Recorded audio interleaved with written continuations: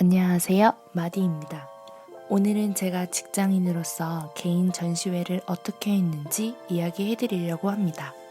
20, 30대 예술을 하고 있는 분들이라면 알아볼 수 있는 국가 지원 사업에 대해서도 알려드리도록 할게요. 저는 작년 국가 지원 사업으로 개인 전시회를 열었는데요. 제가 지내고 있는 충남에서 지원하는 사업을 뽑혀 이렇게 진행을 하게 되었습니다. 국가에서 지원하는 이런 프로그램을 사업이라고 칭하더라고요. 2019년 충남청년예술가는 생애 최초 창작 지원 사업, 신진예술가 창작 지원 사업에 선정된 예술가 총 24명이 뽑혔어요. 충남을 중심으로 다양한 활동을 하고 있는 예술가들입니다. 특히 예술에 대한 실험과 도전 정신을 갖고 활발한 예술 활동을 펼쳐나가고 있죠. 제가 작년에 한 전시회를 쭉 감상하시고 더 자세한 거는 그 이후에 알려드리도록 할게요.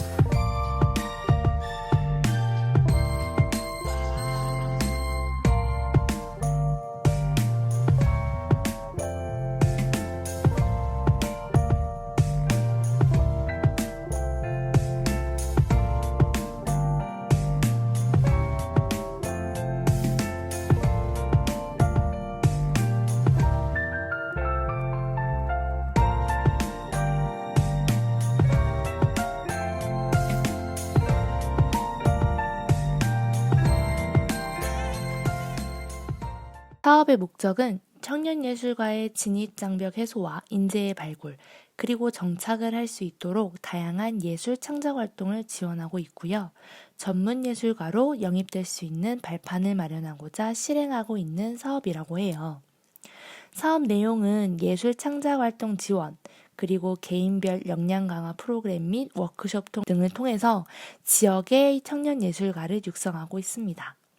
그리고 지원 분야는 문학, 시각, 공연 예술 분야인데요.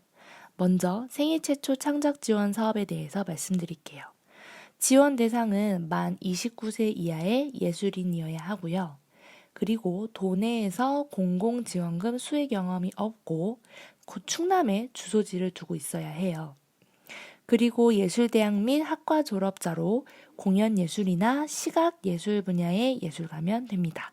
지원 금액은 500만 원 이내로 저는 작년에 350만 원을 지원받았습니다. 서류 작성에서는 내가 왜 이런 전시회를 목표로 하는지에 대한 타당한 이유와 계획을 보고 있습니다. 인터뷰에서는 내가 생각한 예산 편성에 대한 타당성도 물어보시고요. 사업 목적에 대해 제가 간단히 이야기하는 부분, 그리고 세부 사업 내용에 대해서도 물어보셨어요. 그 인터뷰를 하시는 분들이 충남에서 활동하시는 작가님들과 관련 공무원 분이셨기 때문에 인터뷰하실 때는 내가 하려는 프로젝트에 대해 좀 더 명확히 어필하기 위한 준비를 해주시는 게 좋습니다. 그렇게 선정이 되고 나면 이제 보조금에 대해서 어떻게 집행을 하고 정산을 해야 되는지에 대한 이런 책자를 나누어주고 한번 같이 모여서 어떻게 해야 되는지 방법을 조금 알려주세요. 그래서 이렇게 넘겨보시면은 이렇게 순서가 있고요. 그래서 보조금을 교부하고 집행하고 정산을 하는데까지 요즘에는 다 이제 컴퓨터로 이나라도 시스템을 통해서 이제 컴퓨터로 작성을 하고 내거든요. 그 다음에 이제 그 지원금을 쓸 수 있는 카드를 이렇게 만들으라고 해요. 그래서 저 같은 경우에는 농협에 가서 이 나라 도움 카드를 발급해서 이걸로 이제 사용을 하게 되었습니다. 그래서 이렇게 영수증을 이제 물건이나 아니면은 뭐 대여비라든가 네, 이 예산에 관련된 이제 돈을 쓸 때는 이렇게 영수증을 항상 첨부를 해야 되는데요. 저는 사실 이렇게 첨부만 하면 되는 줄 알았는데 이제 이게 영수증뿐만이 아니라 내가 이걸 샀다는 그 물건이나 그 대여에 대한 그런 그 사진을 찍어 놔야 되고요.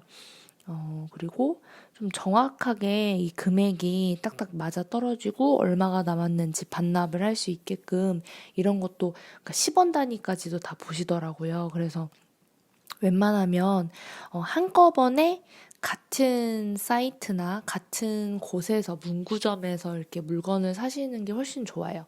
저 같은 경우는 영수증만 챙기면 되겠지 하고선 정말 여러 군데에서 물건을 샀는데 그렇게 구매를 하시면 나중에 정산이 굉장히 어렵다는 점 마지막으로 당부하도록 할게요. 그렇게 마지막 정산까지 하고 저는 저의 첫 전시회를 잘 마무리할 수 있게 되었습니다.